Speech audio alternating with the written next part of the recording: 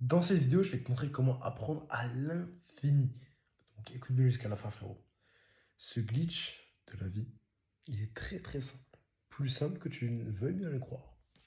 En fait, ce glitch pour apprendre absolument beaucoup plus rapidement, beaucoup plus en termes de quantité et de qualité que 90% des gens.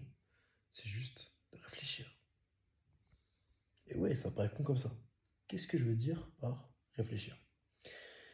La première chose à laquelle tu dois réfléchir, c'est si tu suis mon compte, c'est que tu as l'ambition d'aller chercher loin, de devenir la meilleure version de toi-même, donc que tu apprends.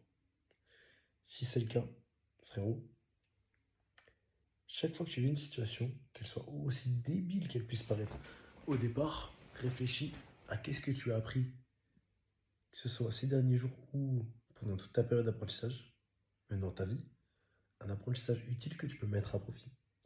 Typiquement, en ce moment, je suis en train de lire le livre Comment se faire des amis et influencer les autres.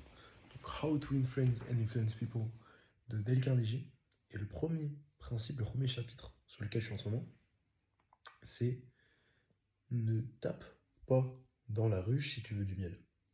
Autrement dit, ne critique pas ou ne blâme pas parce que ça ne sert à rien. C'est la manière la moins productive de dire à quelqu'un qu'il s'est trompé et d'espérer qu'il s'améliore. La critique, c'est mauvais. C'est mauvais, ça paraît utile, mais en réalité, c'est un péché d'ego.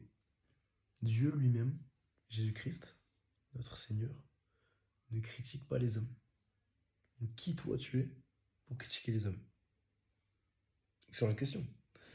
Maintenant, en vrai, tu vois, je me suis dit, là, ce soir, pour te citer un exemple le plus récent possible, mon père, on s'est embrouillé. Enfin, il a voulu m'embrouiller parce que il a perdu ses clés de la maison, tu vois. Il a pensé que c'était moi qui les avais perdus parce que c'est moi le dernier à les avoir eus, soi-disant. Et du coup, enfin bref, il a haussé le ton, etc. Je suis allé chercher dans sa voiture, elle n'y était pas. Je suis allé marcher, je suis revenu, il a retrouvé ses clés. Et ma mère elle m'a dit qu'elles étaient dans ses poches, tu vois, dans ses poches de blouson.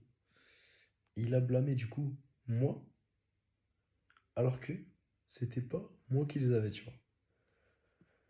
Et du coup, je lui ai pas dit, ouais, papa, en vrai, c'est chiant, genre, tu fais que critiquer, tu nous engueules tout le temps, etc. J'ai pas dit ça. J'ai dit, bah, écoute, tout à l'heure, t'as fait une erreur, voilà, c'est pas grave, mais la prochaine fois, réfléchis à deux fois avant de. En tout cas, fouille tes poches avant de dire qu'on a perdu tes clés à ta place, tu vois. Parce que là, du coup, maman, elle en a pris pour son grade, ma mère, elle en a pris pour son grade, moi-même aussi, alors que ça servait à rien, tu vois. Donc la prochaine fois, réfléchis à deux fois. J'ai fait ça avec un ton gentil, tu vois, un ton bienveillant. Et il a plus de chances d'apprendre de cette manière que l'inverse. Et moi, du coup, je mets à profit mon apprentissage, tu vois. Et l'apprentissage, c'est un processus d'action. Donc là, j'ai appris un peu plus ce que j'ai justement appris dans mon livre. Tu vois ce que je veux dire? Réfléchis à toutes les situations. Si tu veux suivre le parcours d'un mec qui va t'apprendre beaucoup de choses de par son expérience, abonne-toi. Mais surtout, prends soin de toi, frérot.